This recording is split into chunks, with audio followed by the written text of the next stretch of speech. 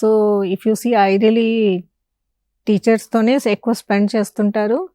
And చాలా మటుకు when parents కూడా వాళ్ళ పిల్లలను ఐ టెస్టింగ్ కోసం తెస్తే usually one of the complaint is that స్కూల్లో వాళ్ళ టీచర్ ఇన్ఫార్మ్ చేసింది that the child is not seeing properly and తప్పులు రాసుకుంటున్నారని అలాగా ఆ కంప్లైంట్ తోటి వస్తుంటారు. That's why they brought that child for checkup.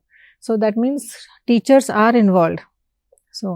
So చాలా టైం టీచర్స్తోనే స్పెండ్ చేస్తుంటారు కాబట్టి వాళ్ళు కనపడకపోతే కూడా టీచర్కునే కంప్లైంట్ చేస్తారు that they are not able see, ముందుకు వచ్చి కూర్చోవాలని ఒక రిక్వెస్ట్ పెడుతుంటారు.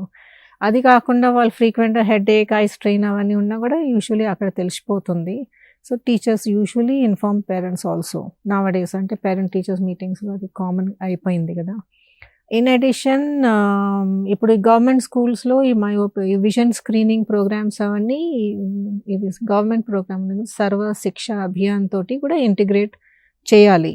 So that teachers can also be involved in vision screening.